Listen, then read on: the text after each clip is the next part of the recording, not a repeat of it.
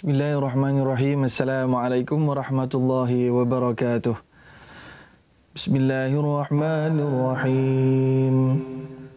فَإِذَا قَضَيْتُمُ الصَّلَاةَ فَاذْكُرُوا اللَّهَ قِيَامًا وَقُعُودًا وَعَلَى جُنُوبِكُمْ فَإِذَا اطْمَأْنَنْتُمْ فَأَقِيمُوا الصَّلَاةَ إِنَّ الصَّلَاةَ كَانَتْ عَلَى الْمُؤْمِنِينَ كِتَابًا مَوْقُوتًا. Sadaqallahul azim. Dan apabila kamu telah فَإِذَا قَضَيْتُمُ الصَّلَاةَ, apabila kamu telah menunaikan dan mengerjakan solat, فَاذْكُرُوا اللَّهَ قِيَامًا, maka hendaklah kamu sentiasa mengingati Allah di dalam keadaan berdiri, وَقُعُودًا, dan dalam keadaan duduk, وَعَلَى جُنُوبِكُمْ, dan ketika kamu berbaring. فَإِذَا مَأْنَنْتُمْ فَأَقِيمُوا الصَّلَاةَ, dan apabila kamu merasa tenteram dalam keadaan aman, maka dirikanlah solat. Inna salata kanat 'alal mu'minina kitaban mawquta, sesungguhnya solat itu adalah suatu ketetapan yang diwajibkan ke atas orang-orang yang beriman, yang tertentu waktunya. Demikianlah firmanullah daripada surah An-Nisa ayat yang ke-103. Alhamdulillah. Assalamualaikum warahmatullahi wabarakatuh. Alhamdulillahi rabbil alamin. Nahmaduhu wa nasta'inuhu wa nastahdihi wa nastaghfiruh. Wa na'udzu billahi min syururi anfusina wa min sayyiati a'malina. May yahdihillahu fala mudilla lahu wa may yudlilhu fala hadiyalah. Wa nashhadu an la ilaha illallah wa nashhadu anna Muhammadan 'abduhu wa rasuluh. Qala rabbi shrah li sadri wa yassir li amri wa hlul 'uqdatan min lisani yafqahu qawli. Rabbi yassir wa la tu'assir ya karim. Amma ba'd. Alhamdulillah, apa khabar tuan-tuan dan puan yang dirahmati Allah sekalian? Bersyukur sekali lagi pada hari ini dapat kita sambung perbincangan yang telah kita mulakan semalam dalam slot kita Tanyalah Ustaz di TV9 secara langsung daripada Seri Pentas. Ya, jadi kita membicarakan topik sempurnakah solatku. Telah pun saya sebutkan semalam bahawa apa yang akan kita bincangkan adalah di atas dasar nasihat menasihati, bukan bermakna saya lebih tahu daripada tuan-tuan dan puan dan para ilmuwan dan ulama yang berada di luar sana, dan juga kita sama-sama untuk cuba mencari penyelesaian dan juga mencari tips dan formula bagaimanakah kaedah untuk kita menyempurnakan solat. Jadi oleh kerana hari ini hari Sabtu, alhamdulillah ada ramai orang yang hari ini bercuti, ya, berbanding semalam. Kerana semalam hari Jumaat, maka ramai orang sedang bergegas untuk pergi kerja. Saya suka untuk memberi sedikit saja revision apa yang kita telah pun belajar semalam. Yang pertama sekali, kita dah sebutkan tentang kepentingan solat dan kemestian dan mengapa ianya mesti disempurnakan. Maka ini telah pun saya sebutkan beberapa dalil, antaranya yang telah disebutkan oleh Nabi SAW. Perkara pertama yang akan ditanya oleh Allah di akhirat kelak adalah salat. Apa nama tu? Fa in saluhat faqad aflah wa anjah. Sesiapa yang telah berjaya menyempurnakan, mencantikkan solatnya, maka dia telah pun aflah, menjadi orang yang paling berjaya, paling excel, wa anjah, dan juga paling selamat, kalau kita boleh katakan. Fa in fasadat faqad khaba wa khasar. Siapa yang gagal, yang mencuaikannya, yang membiarkan ia penuh dengan tidak kesempurnaan, maka ia akan menjadi orang yang paling rugi dan paling bermasalah nanti. Maka atas riwayat ini perlu kita menjadi suatu kita punya perhatian perlu kita berikan dengan lebih untuk solat. Kemudian disebutkan juga oleh Nabi SAW, ataupun dalam sebuah hadis, iaitu kana Nabi SAW idza hadabahu amrun shalla. Hadis ini diriwayatkan oleh Imam Ahmad dan Abu Daud dan merupakan hadis yang hasan. Iaitulah Nabi SAW kalau ada saja dapat satu perkara yang penting, yang perlukan perhatian lebih, yang perlukan fokus, maka Nabi akan menunaikan solat. Ini bertepatan sangat dengan apa yang Allah ajar kita. Ya ayyuhalladzina amanu, wahai orang-orang yang beriman, ista'inu bis sabri was salah. Mintalah bantuan kepada Allah dengan sabar dan solat. Maka kan itulah dia tuan-tuan, kalau kita nak merasakan ketenangan macam yang diperolehi oleh Nabi, yang mana Nabi pun pernah katakan hubbiba ilayya minad dunya, ataupun dalam riwayat yang lain hubbiba ilayya min dunyakum, aku jatuh hati kepada dunia kamu 3 perkara. Maka yang ketiga Nabi sebut waju'ilat qurratu aini fi salah, dijadikan permata hatiku dan ketenanganku di dalam solat. Jadi itulah juga Nabi pernah kata, ya Bilal arihna bis salat, wahai Bilal bin Rabah, segera kamu panggil orang solat, kami nak berehat dengan solat. Maka kalau kita nak tanya orang Islam yang mukmin, yang muttaqin, bilakah mereka berehat-rehat? Maka berehat mereka dan bertenang-tenang mereka adalah dalam solat mereka. Tapi mengapa kita tak dapat hari ini tuan-tuan? Kalau kita tak dapat ni, ya, maka inilah sebabnya kita nak belajar bagaimana nak menyempurnakan. Kita sebut semalam bahawa nak menyempurnakan dia ada 2 aspek yang paling besar. Yang pertama aspek fizikal, iaitulah pergerakan kita mestilah tepat dengan apa yang ditunjukkan oleh Nabi dan para sahabat. Ya, dan juga kita di Malaysia kita ikut pandangan dan ijtihad mazhab Asy-Syafi'i dalam beberapa perkara furu', maka kita mestilah melihat kebenaran ataupun betul-betul adakah kebenaran apa yang kita buat itu bertepatan dengan ijtihad daripada mazhab Syafi'i yang berlandaskan kepada dalil.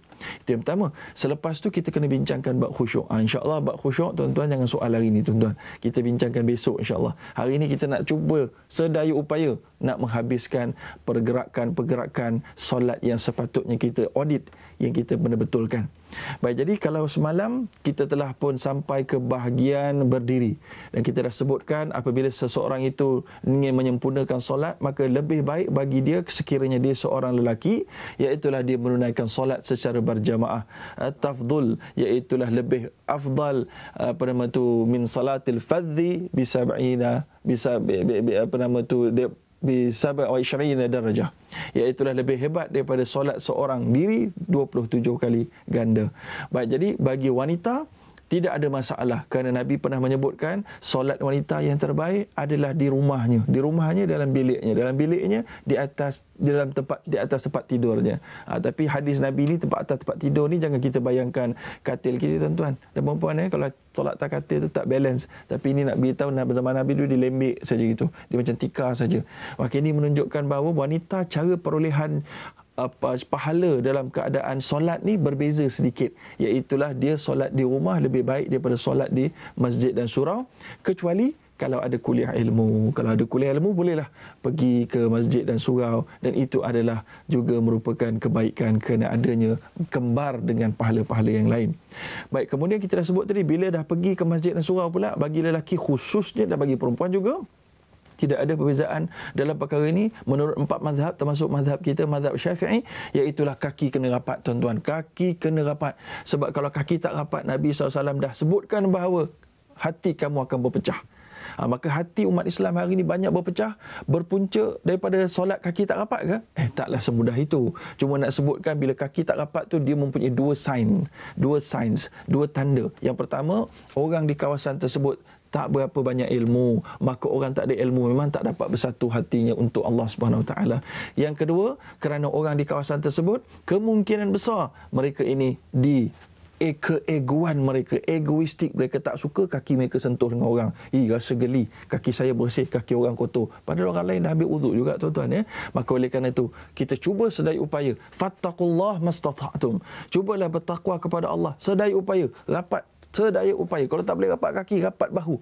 Itulah yang disebutkan oleh para sahabat. Kana ahaduna yulziqu mankibuhu bimankibi sahibi wa qadamuhu biqadami. Kami diajar oleh Nabi bila salat, bahu bertemu bahu, kaki bertemu kaki. Jadi itu adalah suatu cara tips yang penting untuk menyempurnakan solat. Walaupun ada orang kata, tapi ustaz, tapi kalau saya buat begini, saya jadi tak khusyuk. Jadi ada ini sebenarnya was-was daripada syaitan. Syaitan yang cocok-cocok ni tuan-tuan. Dia kata, kamu panas ni, dekat sangat orang sebelah ni, bau badan dia tak elok ni. Jadi inilah dia tuan-tuan, cabaran kita hidup dalam bermasyarakat. Yang kita sebutkan semalam, orang mukmin yang bercampur dengan masyarakat dan mampu sabar di atas perangai, karenah, apa saja, ya, dalam keadaan dia nak membawa kepada Allah, maka itu adalah lebih baik. Wa afdal minal mu'min alladhi la yukhalitun nas wa la yasbir ala adahum.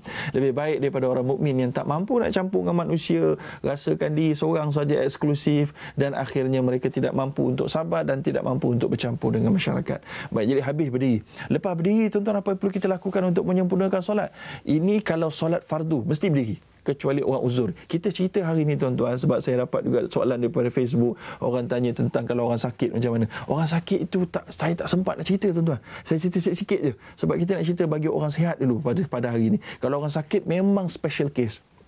Dia boleh duduk, dia boleh dia boleh sujud tak sentuh dengan tanah. Ini semua special case. Ataupun di Mekah yang tengah sibuk sangat, contohnya tengah sedang melaksanakan ibadah haji, maka tak ada ruang nak sujud, tak ada ruang nak buat sutra. Ini lain cerita.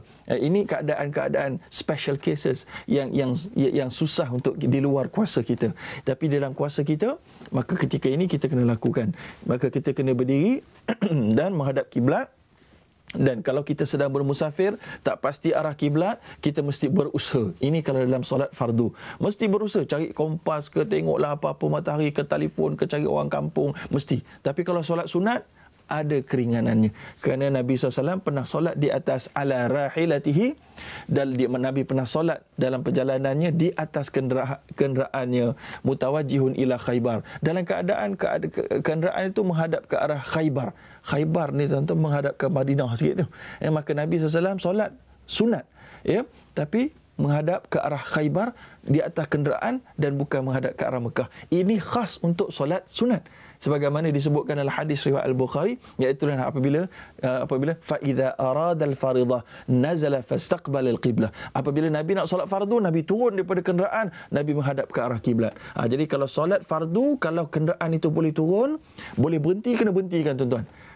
Jadi kalau tak boleh berhenti macam kapal terbang, boleh juga berhenti. Tapi kalau berhenti, dia jatuh masuk alam barzakh terus tuan-tuan. Jadi bahaya sikit. Jadi kalau tak boleh berhenti, tak apa, boleh solat di atas kenderaan tu. Tapi kalau boleh berhenti dan boleh minta driver tu berhentikan, minta terlebih dahulu, maka itu adalah cara nak menyempurnakan solat. Maka kemudian lepas dah selesai benda tu, kita mulalah dengan solat yang pertama ataupun dengan niat yang kita dah sebutkan semalam. Niat dalam hati, adapun lafaz adalah perkara yang bukan ibadah. Dia di luar ibadah. Dia digalakkan dalam mazhab Asy-Syafi'i menurut kitab Mughnil Muhtaj oleh Imam Khatib Asy-Syarbini sebagai orang yang memerlukan, bagi orang yang rasa susah nak hadir hati. Imam An-Nawawi sebut niat mestilah dalam hati serentak ketika mengucapkan Allahu Akbar. Semasa naik cakap Allahu Akbar, maka lafaz Allahu Akbar perlu disempurnakan tuan-tuan. Oh, ini penting, penting. Kalau tersilap sini, bahaya tuan-tuan. Jadi Allahu Akbar itu tu tak boleh panjang. Tak boleh Allahu Akbar. Oh, tak boleh. Sebab kalau panjang itu tuan-tuan, maka ia akan menyebabkan makna Allah Maha Besar itu telah berubah daripada Allah Maha Besar kepada adakah Allah Maha Besar. Oi, banyak lari dia tuan-tuan. Kemudian Allahu Akbar, Allah Maha Besar. Semasa engkap tu disunatkan angkat tangan. Sunat dia. Kalau ada orang tak angkat tangan tu tuan-tuan, biar dia tuan-tuan. Solat dia sah gitu. Tapi kita nak cerita pada hari ini bukan sah batal sebenarnya tuan-tuan. Kita nak cerita macam mana nak dapat markah paling maksimum hari ini. Jadi kita nak buat semua yang sunat ikut kronologi ni, ikut kronologi. So kita angkat Allahu Akbar, angkat tangan tu sunat. Kat mana nak angkat ni tuan-tuan? Paras telinga ke, bawah telinga ke, sentuh anak-anak telinga ke, semuanya boleh berlaku tuan-tuan. Kalau ikut daripada hadis, ada ikhtilaf, perbezaan ijtihad para ulama. Sebab Nabi pernah disebut dalam satu nas, iaitu wasaffahuma hiyala udhunai. Nabi pernah setentangkan, selaringkan dengan telinganya. Bila Nabi selari dengan telinga, maka para ulama bincang, yang selari dengan telinga ni bermula daripada hujung jari ataupun telapak tangan. Ke sini pun, kalau macam ni kan, kalau macam ni lah kata, okay, kita ambil sini, sini pun selari kan. Ke sini pun masih selari lagi. Sini pun tengah-tengah pun masih selari. Maka oleh kerana itu, dia terbuka. Dan Nabi SAW tidak memberikan spesifikasi yang sangat detail, menyebabkan oleh kerana itu kita boleh mengambil sama ada yang diajar kebanyakan dalam mazhab Syafi'i, kita begini, Tapi ingat, dalam mazhab Syafi'i dan juga mazhab lain, telapak tangan kena menghala ke arah kiblat, bukan macam ni. Jadi kita tak nak Allahu Akbar. Ini orang kata Ultraman tuan-tuan. Jadi kita macam ni, macam ni. Jadi kena paras bahu. Ada yang Nabi sebut paras bahu, ada yang kata paras telinga. Jadi kedua-duanya diharuskan. Yang penting lafaz Allahu Akbar adalah rukun. Jadi kita kembali lagi selepas ni tuan-tuan, jangan ke mana-mana. Alhamdulillah, sama-sama kita menyambung bersama-sama dalam kuliah ilmu kita di rancangan Tanyalah Ustaz di TV9, membicarakan persoalan sempurnakah solatku. Lalu sebelum kita pergi kepada soalan-soalan yang dihantar melalui email, jadi kita pergi sikit kepada perbincangan-perbincangan yang kita sebutkan tadi. Jadi di tangan saya ni ada buku yang saya ada sebutkan juga dalam buku ini. Buku ni buku saya lah tuan-tuan. Tapi bukan nak promosi, cuma nak tahu, nak beritahu saya pun tak ngapal semuanya. Ya. Lalu juga disebutkan oleh Nabi SAW, ya, dalam sebuah hadis oleh Ibnu Umar, annahu sallallahu alaihi wasallam kana yarfa'u yadayhi hadwa mankibaih, ya, ataupun mankibihi idza iftataha salah. Ini adalah dalil yang lain daripada hadis sahih Muslim yang mana disebutkan bahawa Nabi SAW mengangkat kedua tangannya ke paras bahu. Jadi itu nak sebutkan tadi sunat diangkat tangan. Tapi jangan bergaduh lah, nak angkat ke paras telinga ke, nak angkat paras bahu ke, tak ada masalah. Dan kita nak sempurna, buatlah mana-mana di antaranya, asalkan tadi kita dah sebut adakan dalil dan dalam mazhab Syafi'i sampai ke paras telinga, tapi kena ingat tangan, telapak tangan menghadap ke hadapan. Ya. Baik, jadi sekarang kita pergi kepada beberapa soalan email. Yang pertama daripada Nurin Kamin, ya, berkaitan dengan penghadang, iaitulah sutra. Sutra semalam kita dah sebutkan, yang Ustaz sebut, yang sudah jelaskan bagaimana dengan situasi apabila kita solat di surau pusat membeli belah, yang mana suraunya agak sempit dan ramai orang menunggu giliran solat. Adakah tidak dibenarkan juga melintas di hadapan orang yang sedang solat? Dalam masa yang sama ramai orang menunggu untuk solat. Baik, dalam keadaan ini, yang pertama sekali kita kena faham bahawa kalau kita solat berjamaah, maka tidak perlu ada sutra di hadapan makmum. Sutra kalau solat berjamaah di hadapan imam saja. Makmum ni dah kira automatik dia tumpang imam punya sutra, maka dia dapat pahala gitu. Ada juga sutra ni pula dia ada banyak macam bentuk. Dia bukan mesti letak barang. Sejadah pun cukup dah sebenarnya. Tetapi sejadah ni dia tak boleh menjadikan, memberi objektif, mensampaikan objektif sutra kalau ramai sangat orang. Sebab sutra ni dia punya objektif ni nak bagi orang nampak. Ini adalah kita punya kawasan border, jangan lalu. Jadi oleh kerana itu kalau ada sejadah sudah boleh. Tapi disebut itu sempit, orang nak lalu boleh mesti tahan ke? Maka kalau orang memang kita nampak orang, kalau kita tahan dia tak boleh lalu, kita terpaksa lepaskan, kerana kepada ketika itu mereka nak keluar dan ada jemaah baru nak masuk, maka keadaan dia berlaku begitu. Ya. Tetapi yang paling kita perlu jaga sebaiknya adalah kita tetap perlu menahan orang lalu di hadapan kita berdasarkan kepada apa yang Nabi sebut. Ini bukan saya sebut tuan-tuan, iaitulah idza shalla ahadukum ila syai'in yasturuhu minan nas fa arada ahadun ay yajtaza baina yadayhi falyadfa'hu fa in aba falyuqatilhu fa innama huwa syaitan. Ini jadi bagi orang yang sedang solat kena faham ini. Iaitulah Nabi mengatakan apabila seorang kamu solat dan kamu dah buat sutra ataupun tu imam dah ada sutra, fa arada ahadun, ada orang nak lalu di depan kamu, kalau kamu sedang solat, imam dah habis, kamu tengah sambung solat, ya, kamu masbuk sebagai contoh, ada orang nak lalu, hendaklah kamu tahan dia, tolak dia. Kalau dia degil, lawan dia. Tapi jangan pula bergaduh, tumbuk, tampar pula. Jadi kita tahan, dia tegah, kuat sikit tangan tu. Kenapa? Kerana Nabi kata kalau dia nak lalu juga, fa innama huwa syaitan. Orang yang nak lalu depan orang solat ni syaitan. Oh, itu bahaya tuan-tuan. Kita tak mau jadi syaitan, jangan lalu depan orang solat. Jadi itu jawapan saya tadi. Masih perlu dan masih perlu buat, tetapi kita perlu memahami keadaan. Kalau di sebelah tepi itu memang dah sempit sangat, maka pada ketika itu jadi rukhsah macam yang kita sebutkan semalam. Kalau ada orang solat depan pintu, orang semua nak keluar, maka kita tidak boleh membenarkan orang tidak keluar. Ya. Soalan yang kedua, daripada mobile income. Oh, ini memang hebat ni, ya. Daripada Hairi Johor Bahru, email ni mobile income. Saya ingin bertanya, adakah diterima solat yang kita lakukan jika kita tidak khusyuk semasa solat dengan fikiran kita terfikir akan hal-hal lain? Soalan kedua, bagaimana cara nak menjadikan kita khusyuk? Nak menjadikan kita khusyuk ni saya pergi besok insya-Allah. Jadi adakah solat kita tidak diterima kalau kita berfikir tentang macam-macam perkara lain? Maka ini jawapan dia ada Nabi sebutkan dalam hadis yang diriwayatkan oleh Abu Daud dan Nasa'i, innar rajula la yansarifu wa ma kutiba lahu illa ushru salatihi tus'uha thumnuha sub'uha sudusuha khumsuha rubu'aha thuluthuha nusfuha. Itu maksud dia. Seseorang kamu beransur daripada solatnya dan dituliskan baginya pahala 1/10 daripada pahala solatnya, 1/9, 1/8, 1/7, 1/5, 1/4, 1/3, 1/2.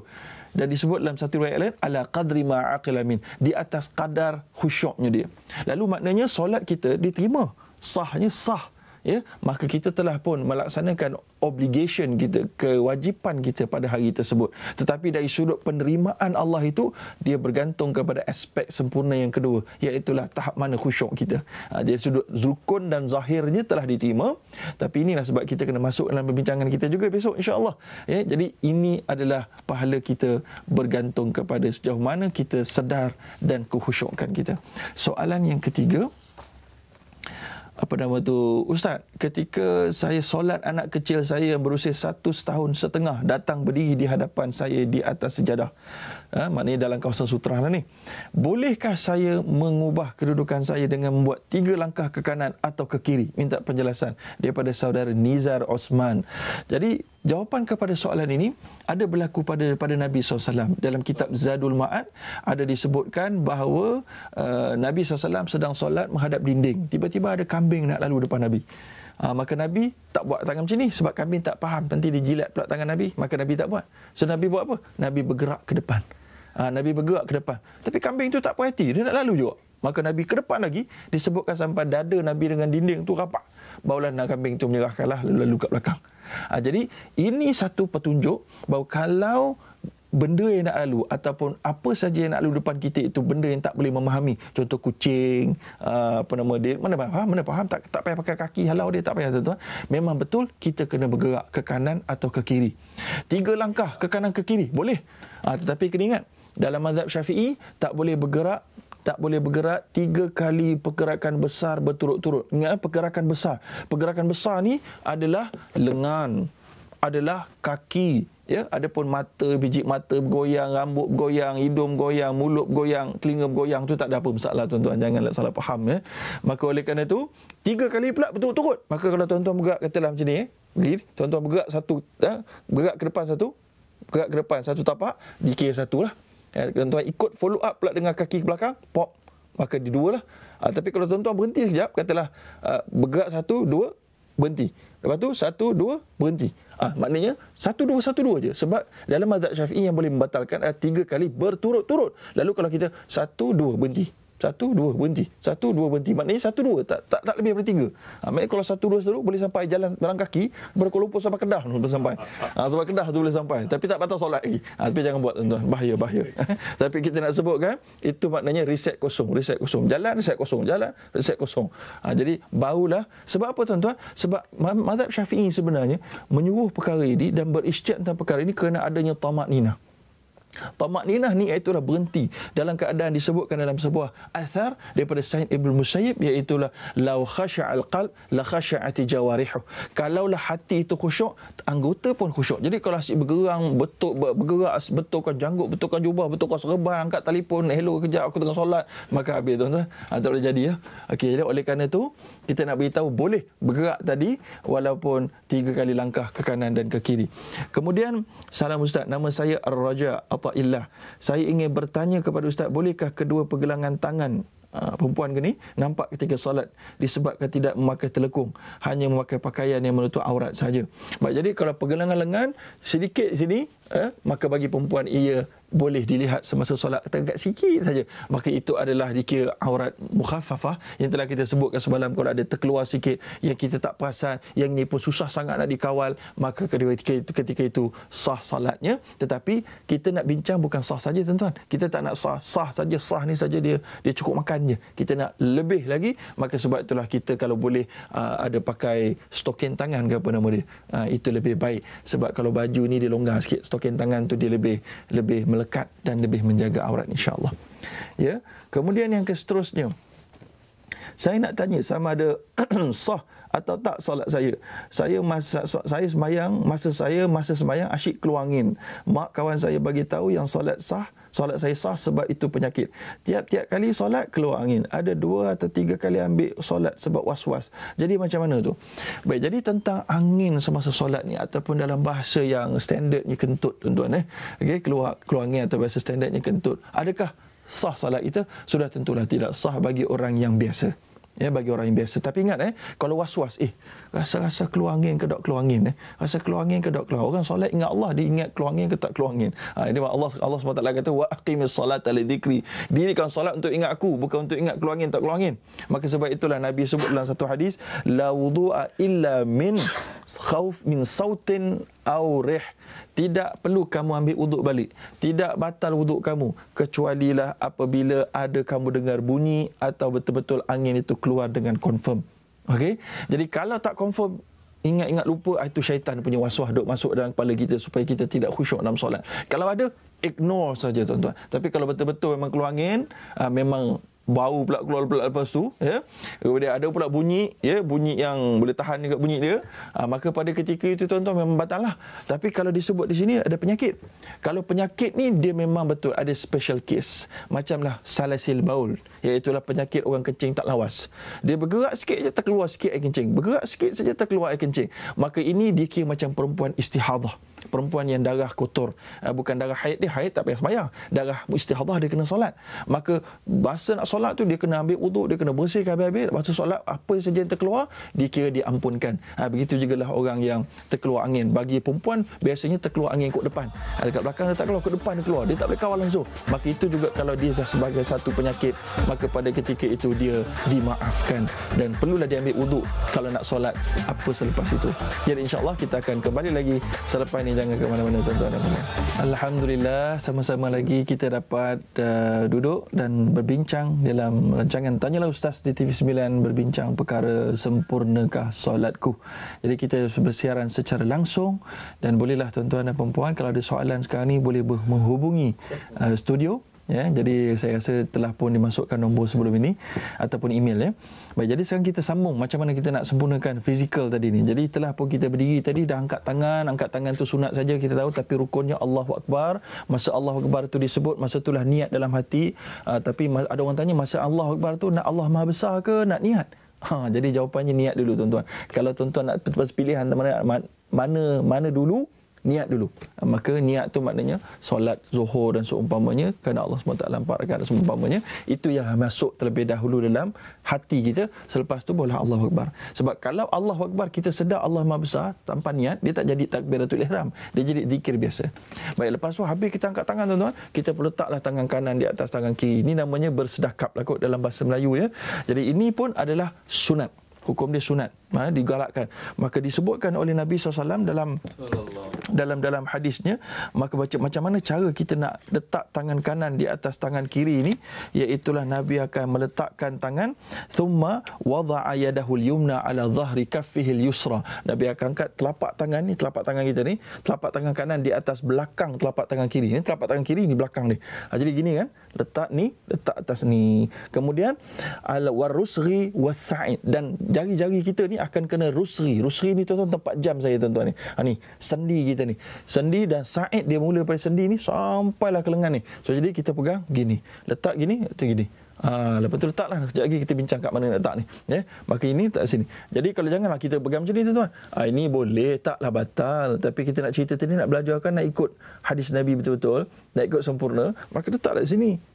Begini tuan-tuan, gini. Sama ada berapa jari pun tak apa. Baik. Ini adalah hadis daripada Abu Daud. Kemudian lepas tu kita nak letakkan di salah satu bahagian pada badan kita. Tak sini ke, sini ke, sini ke. Maka dalam mazhab Syafi'i kita letak di bawah dada, di atas, sebelah atas pusat. Begini, tengah-tengah. Tak payah kesengit-sengit ni, tengah ni. Sengit-sengit ni ada juga pandangan, tapi mengikut Syekh Atiyah Saqar, Ketua Lajnah Fatwa Al-Azhar, dia kata almarhum lah, dia kata tak kuat. Pandangan tak jantung ni tak kuat, hati ni. Letak tengah cukup dah tuan-tuan. Jadi kita ada pemanggil kita yang pertama. Silakan. Assalamualaikum Ustaz. Waalaikumsalam. Saya Puan Rosna. Saya nak tanya Ustaz, semasa solat saya batuk ataupun bersin lah lebih daripada 3 kali. Tapi saya kontrol lah, macam kepala saya tak bagi goyang sangat kan. Saya nak tanya Ustaz, sah atau tak sah? Sampai kadang daripada rakaat pertama, habis saya bangun sampai rakaat kedua pun saya masih batuk lagi. Nak tanya tu Ustaz, okay. Sah atau tak sah sembahyang? Ya, Assalamualaikum. Waalaikumsalam warahmatullahi.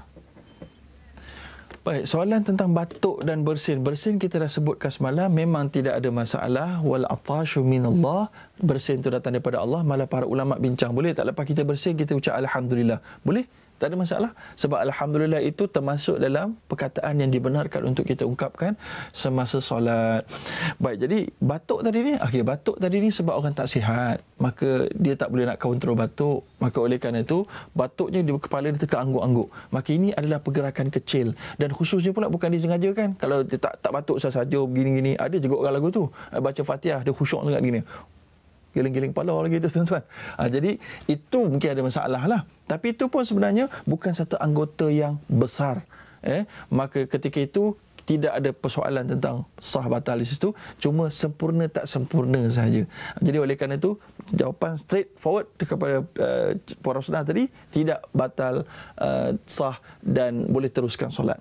Baik. Kemudian kita sambung lagi kita bincangkan. Tangan bersedekap tadi dalam mazhab Syafi'i letak di bawah dada di sebelah atas pusat. Baru kita nak sembang dah ada orang call lagi. Silakan. Assalamualaikum Ustaz. Waalaikumsalam. Ustaz, saya nak tanya, jika nak mengelokkan atau nak memikirkan solat, nak memperbaiki solat sekadar yang mampu dan tahu, kadang-kadang bila solat rasa-rasanya hati itu berkata, setelah menunaikan dan ketika berdoa ataupun merenung dan berfikir akan solat-solat yang lalu, selalu menitiskan air mata, dikhawatiri bagaimanakah solatku. Itu dia Ustaz. Assalamualaikum. Waalaikumsalam. Baik, sekiranya kita merasa bimbang solat kita di sudut kesempurnaan, maka kan itulah tuan-tuan kita perlukan pengajian yang lebih khusus. Belilah buku-buku, hadirlah mana-mana, mintalah mana-mana ilmuwan untuk memberikan pengajaran secara khusus tentang solat ni. Sebab biasanya orang nak ajar solat ni untuk budak-budak, kanak-kanak je orang kata. Padahal orang dewasa pun nak buat audit juga kan. Jadi ada pun dari sudut rasa tak sempurna, bagaimana nak menyempurnakan, telah pun diajar oleh Nabi SAW. Yang mana Nabi kata dalam sebuah hadis, maka solat adalah perkara pertama yang akan ditanya. Kita dah sebut semalam kan, iaitu inna awwalu ma yuhasabun nasu bil abdu yaumal qiyamah as-salah. Perkara yang pertama yang akan ditanya oleh Allah SWT adalah solat. Yang selepas itu apa lagi? Selepas itu disebutkan dalam hadis ini, apabila solat fardu itu telah ditanya, kemudian dia tanya hal min tatawwu', ada tak solat sunat? Jadi kalau kita rasa solat fardu kita ada masalah, kita rasa tak cukup mantap lagi, banyakkan solat sunat tuan-tuan. Banyakkan solat sunat. Maka solat sunat inilah dia akan menampung ke solat fardu punya solat fardu kita punya kecacatan dan kelemahan, dan dengan itu kemudian sangka baik dengan Allah SWT. Dalam hadis qudsi Allah SWT ada menyebutkan, inni ala zanni abdi bi, aku berada di atas sangkaan hamba-hambaku dengan aku. Maka kalau hamba-ku meyakini aku akan menerima solatnya setelah dia berusaha sedaya upaya, mencari ilmu sedaya upaya, maka insya-Allah Allah SWT itu Maha Pengasih lagi Maha Pengampun. Ya. Jadi sekarang kita pergi balik kepada perbincangan kita, dalil bersedekap tangan. Kita dah bincangkan bersedekap tadi di mana nak letak, dan jangan bergaduh. Kalau ada orang nampak dekat Masjidil Haram ataupun masjid-masjid international, dia angkat Allahu Akbar, letak luruh saja, pun sah juga tuan-tuan. Tapi kita nak cerita daripada banyak-banyak dalil, memang banyak dalil yang menyebut Nabi akan meletakkan tangan kanan di atas tangan kiri. Ini adalah satu pergerakan yang memang sangat membezakan di antara seorang berdiri biasa dan seorang yang sedang solat. Maka pada ketika itu kita kena baca yang rukun yang keseluruhnya, iaitulah kita kena membaca Al-Fatihah. Tapi kalau nak pahala lebih sikit, baca doa iftitah dulu. Doa iftitah hukumnya sunat dan menambahkan pahala, dan cubalah faham isinya. Contohnya inni wajjahtu wajhiya lilladzi fataras samawati wal ard. Aku menghadapkan wajahku kepada pemilik petala langit dan bumi. Tuan-tuan tak terasa apa-apa ke? Kita bila berhadapan dengan sultan, berhadapan dengan perdana menteri, berhadapan dengan presiden, berhadapan dengan CEO, kita rasa hebat orang kat depan ni kan. Kerana dia miliki kuasa, dia miliki sesuatu say untuk beritahu ini atau itu. Tapi sedarkah kita bila kita solat, kita sedang berhadapan direct kepada segala maharaja, iaitulah Allah SWT yang memiliki petala langit dan petala bumi. Maka ketika itu kita akan rasa kecil dan kerdil. Begitu perlu kita lakukan. Kemudian selepas itu kita baca Fatihah. Sebelum baca Fatihah, kata Imam Ibn Hajar Al-Asqalani yang bermazhab Syafi'i, kita disunatkan pada pembacaan yang pertama baca a'udzubillahi minasyaitanirrajim. Kemudian kita baca bismillah, kemudian kita bacalah Al-Fatihah. Kalau solat yang perlu baca kuat, baca kuat. Kalau solat bagi wanita tak perlu baca kuat sangat. Jadi nak berbisik boleh ke? Ada berbisik ni khilaf tuan-tuan, khilaf. Sebab ada setengahnya kata berbisik ni sudah mencukupi. Macam alhamdulillahirabbil alamin. Cukup dah. Tapi ada setengahnya mengatakan kalau kita nak sempurnakan, kalau berbisik tu kita tak boleh sempurnakan makhraj huruf. Maka sebab itulah mereka kata kena baca juga. Alhamdulillahirabbil alamin. Kena keluar juga, bukan berbisik, supaya makhraj huruf tu boleh sempurna. Tapi bergantunglah. Mungkin sebahagian orang walaupun dia baca berbisik, dia boleh juga sempurnakan makhraj huruf. Maka fabiha wa ni'mah, teruskan, ya. Cuma kalau kita bimbang, kalau kita tak boleh nak kontrol suara, boleh ganggu orang sebelah-sebelah kita, maka itu barulah kita terpaksa mencari satu perbuatan, satu amalan yang lebih kurang mudarat, iaitu baca berbisik tadi itu. Maka tidak ada banyak sangat masalah boleh batal solat, tidak. Sebab tapi kena baca, kena keluarlah, kena sebut dengan lidah. Sebab ini rukun fi'l, rukun qauli. Rukun qauli dia kena sebut. Rukun qauli ada, rukun bacaan dalam solat, Al-Fatihah, takbiratul ihram, tak boleh dalam hati je. Oh, senyap je. Tak boleh. Dia kena Allahu Akbar. Rukun takbiratul ihram. Yang kedua Fatihah, ya. Kedua Fatihah. Kemudian yang ketiga iaitulah tasyahud akhir. Yang keempat salam. Assalamualaikum. Tak boleh senyap je. Paling kanan senyap. Apa hal ni? Assalamualaikum. Adapun sami Allahu liman hamidah ataupun rabbana lakal ham ataupun Allahu akbar, itu semua sunat. Itu kalau nak senyap baca dalam hati pun tak apa, tapi kita nak sempurna baca keluar jugalah sepatutnya, tapi tak kuat pun tak apa. Jadi itu adalah rukun qauli. Baik, sekarang kita pergi kepada bacaan Fatihah. Bacaan Fatihah ni kalau kita jadi makmum, maka disebutkan oleh banyak dalam mazhab Syafi'i, setiap rakaat kena baca. Sebab dalam satu hadis, if'al dzalika fi kulli raka'ah, Nabi ajar kepada seorang lelaki yang solatnya teruk, Nabi habis solat, Nabi kata ulang balik, dan Nabi kata baca Fatihah. Dan if'al dzalika fi kulli raka'ah, Nabi kata buat macam daripada angkat takbir, kemudian rukuk sujud, Nabi kata buat dia pada setiap rakaat. Maka pada pandangan ijtihad mazhab Syafi'i, bacaan Fatihah mesti dibuat walaupun jadi makmum. Walaupun ada pandangan mazhab lain tak perlu baca Fatihah di belakang imam, kerana mereka berpegang kepada satu hadis, man kana lahu imam fa qira'atul imam lahu qira'ah. Sesiapa yang ada imam, bacaan imam adalah merupakan bacaannya. Tapi kita nak bagi faham, dalam mazhab Syafi'i mereka telah berijtihad, yang mana mereka mengatakan adanya dalil-dalil yang lain yang menunjukkan ada exceptions, yang mana exception ini menjadikan kita perlu membaca Fatihah walaupun kita berada di belakang imam. Sebagai contohnya yang saya nyatakan dalam buku saya sekarang, tuan, buku saya lagi, ya. Jadi apa nak buat, dan ini saya tulis, tuan-tuan, saya kumpulkan. Jadi usaha ni kita sama-sama kongsikan, iaitulah Nabi SAW pernah menyebutkan anna Rasulullah sallallahu alaihi wasallam, para sahabat kata Nabi berkata, la yaqra'anna ahadun minkum syai'a minal Quran idza jahartu bil qira'ah illa bi umil Quran. Nabi kata pada para sahabat, jangan kamu baca di belakang aku dengan kuat-kuat, kecuali satu je kamu boleh baca, Ummul Quran. Iaitulah bila aku tengah baca surah, kamu boleh baca Ummul Quran, dan boleh khatam dan selamatkan dia. Okay, jadi kita ada pemanggil. Silakan. Ya, Assalamualaikum Ustaz. Waalaikumsalam. Silakan tuan. Sabah al-khair.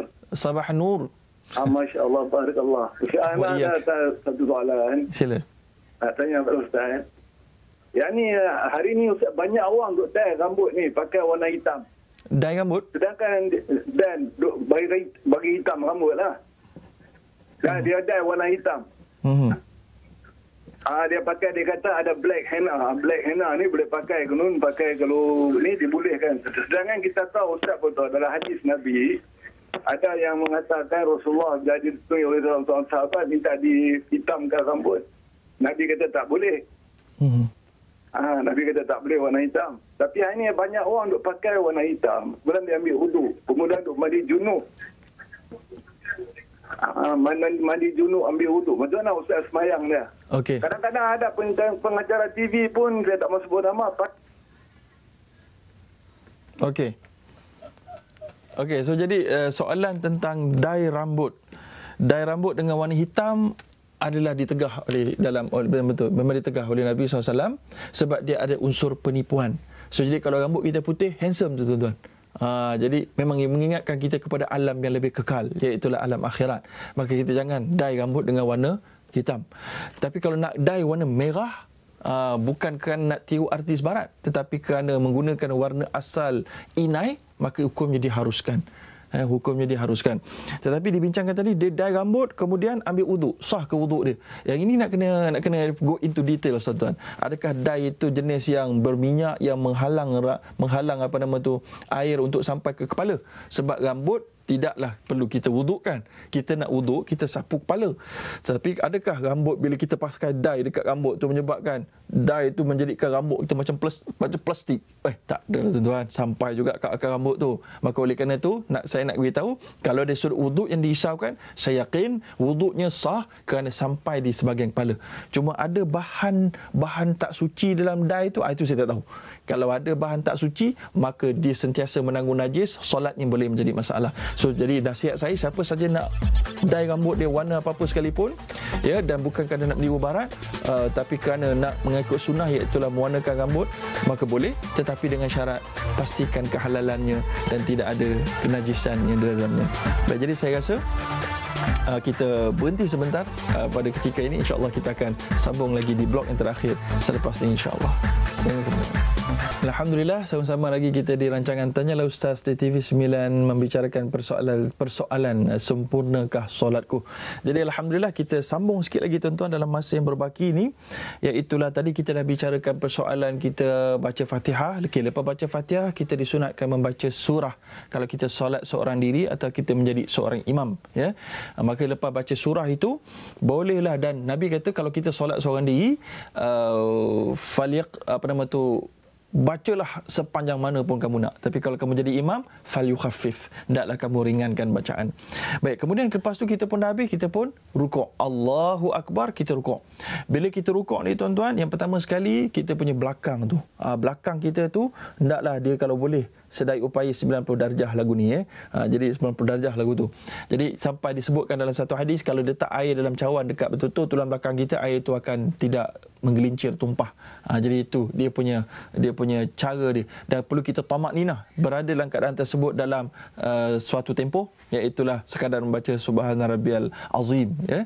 Baik, semasa kita rukuk ni tuan-tuan, kepala kita pula kita tegakkan saja, kita tengok tempat sujud. Ini digalakkan dan diarahkan dalam mazhab Syafi'i punya ijtihad, yang mana Nabi SAW dalam hadis sahih, inna Nabi SAW lam yashkhus ra'sahu wa lam yusawwibhu walakin baina dhalik. Nabi tak tunduk. Masa kita rukuk tu tak tunduk, tak dongak, maka tegak saja pandang tempat sujud. Dan dalam pandangan mazhab Hanafi boleh juga pandang selain daripada tempat sujud, nak pandang kaki pun boleh, tapi dengan syarat janganlah sibuk terganggu dengan melihat kuku kaki kita. Alamak, terlupa nak ketip pula kan. Ataupun kalau solat Jumaat jangan tengok kaki orang pula. Wuduh kaki orang ni jangan. Tengok kaki sendiri sudah, ataupun tengok tempat sujud sudah. Jadi itu dia. Kemudian dalam rukuk tuan-tuan, tak dibenarkan untuk kita membaca Al-Quran, dan tak dibenarkan pada kita untuk berdoa. Maka kita perlulah baca Subhana Rabbiyal A'la, sekadar itu saja. Kalau imam lama sangat rukuk dia, baca itu saja. Jangan imam ni lama baca ayat kursi lah pula, jangan. Jangan. Kemudian selepas rukuk, ada rukuk penting tuan, dan tak boleh rukuk pada manusia. Lepas kita rukuk, kita pun i'tidal. Sami Allahu liman hamidah, Rabbana lakal hamd. Maka pada ketika itu kita kena berada dalam keadaan i'tidal beberapa ketika. Berdiri sebentar, tangan kat bawah. Ada juga orang dia i'tidal, dia letak tangan sini balik. Tapi tak apa tuan-tuan, tangan tegak itu lebih banyak pandangan ulama'nya. Kemudian setelah tu kita pun turun rukuk, turun sujud. Bila turun sujud ni, kita nak letak tangan dulu ke lutut dulu tuan-tuan? Yang nak turun tu, lutut dulu ke tangan dulu? Ada khilaf di kalangan ulama'. Ada sebahagian kata turun tangan dulu, sebahagian turun kata turun lutut dulu. Mereka kesimpulan kita, yang pertama, kedua-duanya mempunyai nas yang sahih, dan jangan bergaduh. Yang penting Nabi SAW sebut, jangan kamu turun, iaitulah fala yabruk kama yabrukal ba'ir. Jangan kamu fala yabruk kama yabrukul ba'ir. Jangan kamu turun macam unta turun. Maka saya ada video unta turun tuan-tuan. Tak percaya tuan-tuan tengok dekat YouTube. Tuan-tuan akan dapati boy, unta ni dia turun bagaimana dulu tuan-tuan? Dia tak ada tangan. Dia ada bahagian depan, ada bahagian belakang. Dia ada 4 kaki kan? Dia akan turun bahagian depan dulu. Dia akan patahkan kaki ke depan dia, pop, atau bola belakang itu, pum, lagu tu. Maka oleh kerana itu, kalau ikut daripada hadis-hadis, jangan sama dengan macam unta. Maka dan inilah sebabnya Imam Ibn Qayyim dalam kitabnya Zadul Ma'ad, dan juga banyak ulama mazhab lain, termasuklah mazhab Syafi'i dan 3 mazhab lain, mengatakan turun lutut dulu. Kita turun tu lutut landing dulu, kecuali orang bagi sakit lutut. Orang sakit tuan-tuan, nak turun punggung dulu pun tak apa tuan-tuan. Nak turun kepala dulu pun boleh. Sebab dia sakit. Cerita lain. Kita cerita orang sihat. Orang sihat turun lutut dulu. Baik, lutut dulu. Tapi kalau tuan-tuan tiba-tiba baca-baca hadis rasa saya lebih yakin pandangan turun tangan dulu, nampak hadis lagi kuat, silakan, tak ada masalah. Yang kamu yakin, lagi banyak kamu kaji, lagi banyak pahala. Kalau macam mana Ustaz, dia kata saya yakin dua-dua saya yakin. Turun lutut hadis saya yakin, turun tangan pun tak apa. Rakaat pertama turun lutut, rakaat kedua turun tangan, tak ada masalah. tak ada masalah. Apa nak gaduh tuan-tuan? Ini benda sunat tuan-tuan. Boleh berlaku. Dan dua-dua ada hadis. Dua-dua ada hadis. Baik, lepas tu kita sujud tadi, kita dah bincangkan semalam tentang 7 anggota sujud. 7 anggota sujud ni tuan-tuan bukan wajib. Bukanlah maknanya rukun, tetapi ini nak menyempurnakan. Kita bincang sempurna. Sebab tu dalam mazhab Syafi'i kata kalaulah ada yang tak sentuh sangat pun taklah batal. Tak batal tapi tak sempurnalah. Ini disebutkan dalam kitab Mughni Muhtaj. Walau bagaimanapun mazhab Syafi'i berikan lebih partikular kepada dahi. Sebab itulah kalau dahi tertutup dengan topi, dengan pakaian kita, sebahagian ulama Syafi'i kata boleh batal solat. Maka kita nak sempurna tuan-tuan, kita tak nak 50-50 tuan-tuan, kita tak nak cukup makannya, maka jauhkan diri kita daripada tertutup dahi. Tapi bagaimana kalau tertutup dengan sebab rambut kita? Rambut ni ada perkara lain pula. Kalau rambut kita meleleh-leleh panjang itu kan, masa kita nak rukuk, jangan angkat tengah, jangan angkat.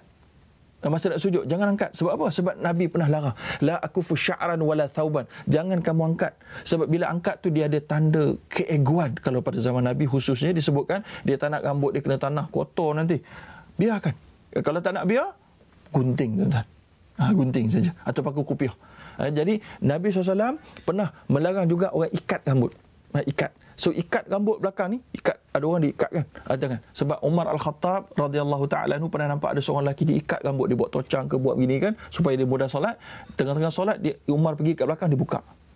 Maka orang ni, sahabat ni berkata, "Malaka wa sya'ri," lepas solatlah. "Malaka wa sya'ri, apa kau buat dengan rambut aku?" Maka dia kata, "Aku pernah dengar Nabi bercakap, orang yang solat rambutnya terikat, maka solatnya terikat." Bagi perempuan exception. Bagi lelaki kita nak cerita. Bagi perempuan memang nikahlah rambut panjang kan. Jadi bagi lelaki. Ya, ini sama saja. Baik, jadi rukuk dengan sujud ni dalam mazhab lain semua sama, lelaki perempuan. Tapi dalam mazhab Syafi'i perempuan lain sikit. Iaitulah dia pun rapatkan perut dia dengan peha dia, kemudian supaya punggung dia masa dia sujud tu tak tinggi sangat. Tapi itu sebenarnya kalau dia solat di tempat yang orang lelaki boleh lalu lalang lah. Tapi kalau dia solat dekat rumah dia, solat dekat tempat tertutup, sebenarnya tidak ada masalah untuk dia buat sama dengan macam solat lelaki. Kemudian sujud ni tuan-tuan, dahi kena tekankan ke atas tempat sujud. Kemudian tangan kita disebutkan dalam hadis yang telah pun saya masukkan secara mudah dan ringkas ini dalam ini, iaitulah thumma sajada wa wada'a wajhahu baina kaifai, iaitulah Nabi sujud dalam keadaan telapak tangan ni, kepala ni berada di atas dua telapak tangan. Dua telapak tangan ini macam itulah. Begitu keadaan sujud. Kemudian ini kita buka, ini semua telah pun kita tahu. Kemudian kita banyakkan doa. Jadi masa sujud ni doa paling makbul, dan oleh kerana kita pun dah sampai ke waktu yang terakhir, kita pun terpaksa berdoa tuan-tuan. Jadi insya-Allah kita akan cuba sambung besok. Jadi kita sama-sama menamatkannya dengan doa. Bismillahirrahmanirrahim. Alhamdulillahirabbil alamin. Wassalatu wassalamu ala asyrafil anbiya wal mursalin wa ala alihi washabbihi ajma'in. Ya Allah, ya Tuhan kami, berikanlah kami kekuatan untuk melaksanakan kesempurnaan dalam solat kami. Ya Allah, ya Tuhan kami, berikanlah kami kekuatan untuk menjadi hamba-hamba-Mu yang bersyukur, dan menjadikanlah kami seorang hamba yang ikhlas dalam melaksanakan ibadah kepada-Mu. Ya Allah, ya Tuhan kami, tambahkan ilmu kami agar ibadah kami menjadi ibadah yang diredai oleh-Mu dan jauh daripada kecacatan. Ya Allah, ya Tuhan kami, berikanlah kami kekuatan dan minat dan semangat untuk terus mempelajari, membaca ilmu-ilmu yang berkait dengan agama-Mu. Allahu Akbar, Allahu Akbar, Allahu Akbar. Rabbana atina fid dunya hasanah wa fil akhirati hasanah wa qina adzabannar. Wa sallallahu ala sayyidina Muhammad wa ala alihi washabbihi ajma'in. Walhamdulillahirabbil alamin. Jadi sekadar itu saja tuan-tuan sesi kita pada hari ini yang ada. Semoga kita dapat memahami bahawa sesi ini hanyalah kunci untuk kita faham-faham bahawa kita kena tambah ilmu kita. Dapatkanlah ustaz, dapatkanlah buku, bacalah, peruntukkan waktu sebelum datangnya ajal kita tuan-tuan dan puan-puan dan rahmat Allah. Semoga kita bertemu esok. Wallahu a'lam. Aqulu qawli hadza wa astaghfirullahalazim. Assalamualaikum warahmatullahi wabarakatuh. Ya mutakabbir ya khaliq ya bari ya musawwir ya ghaffar ya qahhar ya wahhab ya razzaq ya fattah ya alim ya qabid ya basit ya khafid ya rafi' ya mu'iz ya mudhil ya sami' ya basir ya hakam ya adl ya latif ya khabir ya halim ya azim ya ghafur ya shakur.